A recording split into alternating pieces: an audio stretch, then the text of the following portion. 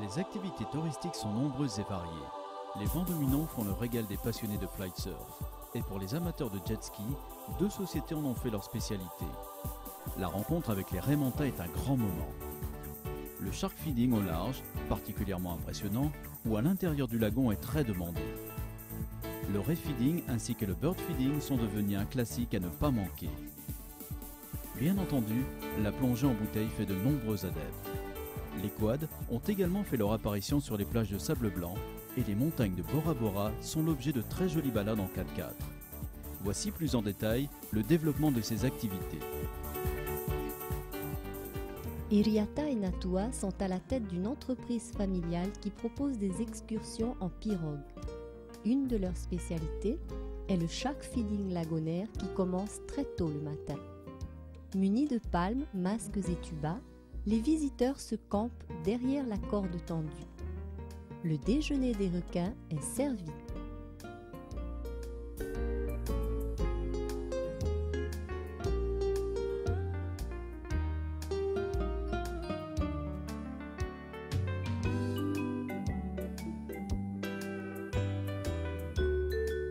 Les raies de lagon sont des animaux très attachants. Elles font l'objet d'une excursion appelée ray feeding. Leur déjeuner peut durer toute la journée. Il constitue un moment exceptionnel à ne pas manquer. Les oiseaux s'invitent à la table des raies.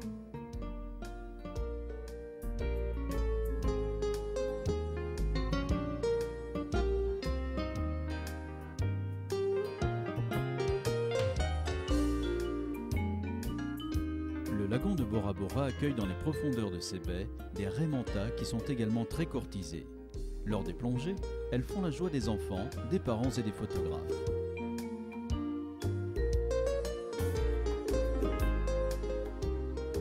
D'après Steve Walker, un spécialiste des Raimentas, cette excursion se fait de préférence l'après-midi, par temps calme, lorsque les raies remontent à la surface pour se nourrir de plancton. C'est pourquoi Steve propose à sa clientèle un déjeuner sur la plage de San Motu avant de se rendre sur le site des Raimentas. Il nous rappelle avec force et conviction son amour pour la protection de la nature. Bienvenue sur le Marahamou Lagoon Cruise qui existe à Bora depuis presque 18 ans maintenant. Nos principes, c'est la sécurité avec le navire et surtout le paradis sur notre moto. Avec le tourisme qui se fait avec l'écologie en tête, surtout les poissons, les coraux, pour tout protéger, parce que c'est l'avenir de notre pays. Son vaste lagon éblouissant de lumière et de couleurs, cerné de nombreux motus, met en évidence l'extraordinaire et insolente beauté de Bora Bora. Ce fameux lagon intérieur, couleur émeraude et turquoise, bleu intense pour l'extérieur, est visité par plusieurs clubs de plongée sous-marine. Le Nemo World, faisant partie de l'organisation du grand spécialiste des vacances, Nouvelles Frontières.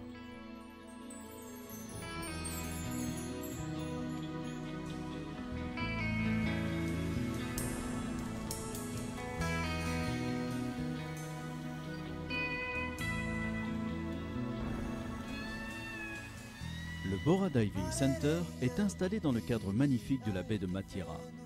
Ses propriétaires, Anne et Michel Condès, ont sillonné toutes les mers du monde, notamment en Afrique, avant de s'installer ici, à Bora Bora, en 1991.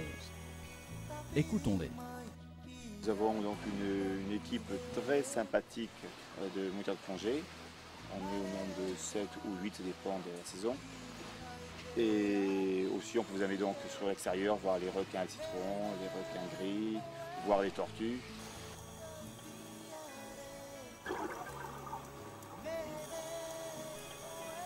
Parler de plongée sous-marine sans évoquer l'hôtel Top Dive serait incomplet. En effet, cette organisation a fait les choses en grand. C'est un hôtel installé à Vaitapé, qui a déjà 2 petits frères à Moorea et Rangiroa. Mais c'est surtout un centre nautique d'où partent les bateaux et les moniteurs pour des plongées quotidiennes.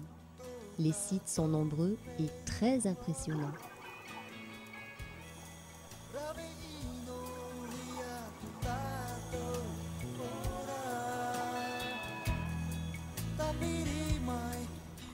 Allez, venez vous éclater avec mon jet ski, on y va! Wouhou!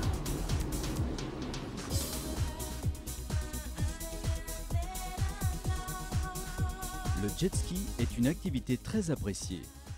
Matira Jet Tour est l'une des deux sociétés qui proposent cette formidable balade sportive.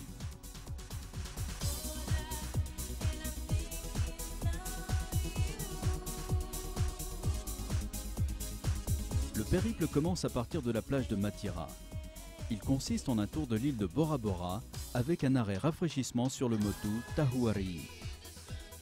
Ce motu fait l'objet d'une autre visite guidée.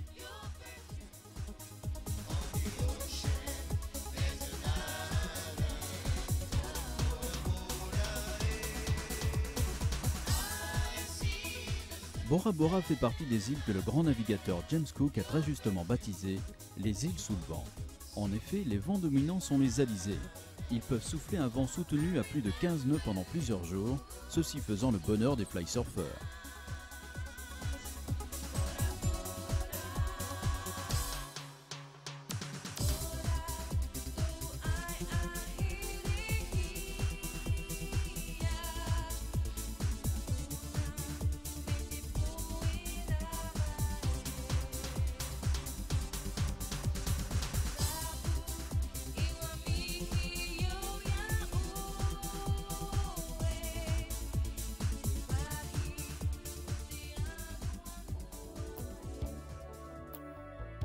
Pour ceux qui souhaitent pratiquer la plongée sans se mouiller, le sous-marin de Bora Bora peut convenir parfaitement.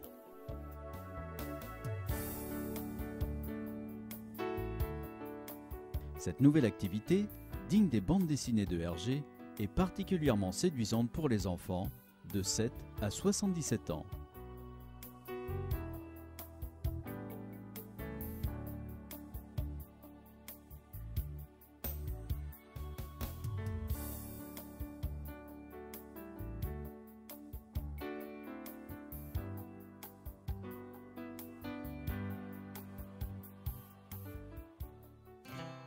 Les fans de randonnées en montagne ne sont pas oubliés. Avec ses jeeps 4x4, la société Tupuna Safari sillonne les vallées de Bora. Ces guides expérimentés vous racontent l'histoire de Bora Bora.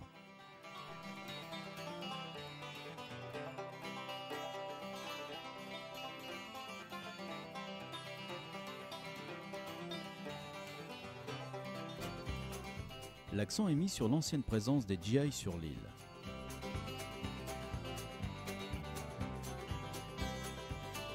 Un arrêt est d'ailleurs prévu sur un site militaire où le visiteur pourra admirer le magnifique panorama.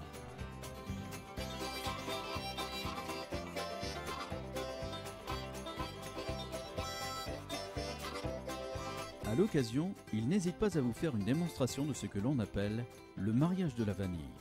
Cette plante, de la famille des orchidées, aime l'intérieur des vallées. Ici, en Polynésie, elle a besoin de la main de l'homme pour la fécondation. Il s'agit de prélever délicatement à l'aide d'une pointe en bois le pollen et de le déposer à la base de la tige du pistil. Le mariage réalisé donnera en quelques semaines de magnifiques gousses de vanille. Le quad a fait son apparition sur les plages des Motu du côté de la haute mer.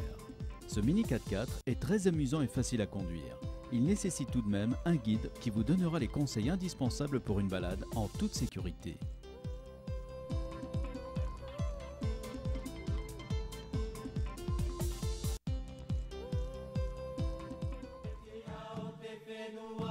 La fin de la journée est l'occasion du happy hour. Certains en profitent pour admirer les splendides couchers de soleil, allongés sur le pont d'un des voiliers de la société Archipel Croisière.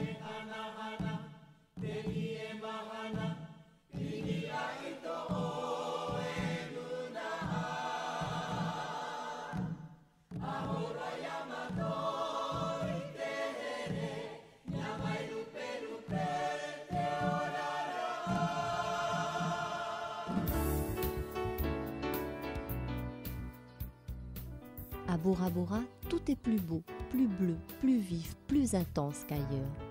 Mais la vie ne serait pas si douce sans le ravitaillement hebdomadaire des goélettes qui constituent le cordon ombilical entre Tahiti et l'île mythique.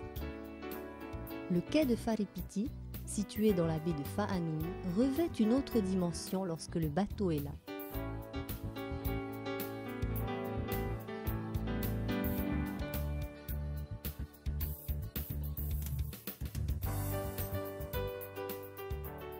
L'un des modes de transport des marchandises à Bora Bora est la barge. Et il n'est pas rare de voir évoluer sur le lagon ces petits porte-conteneurs très efficaces pour ravitailler les grands hôtels construits sur la barrière de récif. Depuis des décennies, Bora Bora attire les voyageurs comme jamais aucune autre île en Polynésie. Nombreux sont ceux qui, à bord de leur voilier, s'installent un moment dans une baie. Cette île bénie des dieux accueille plus de 50% des visiteurs de la Polynésie. Rien d'étonnant à cela lorsqu'apparaissent ces petits trésors de la nature que l'on appelle Motu Tapu, Motu Pitiutei, Motu Tane, Motu Ahuna, Motu Tahuari.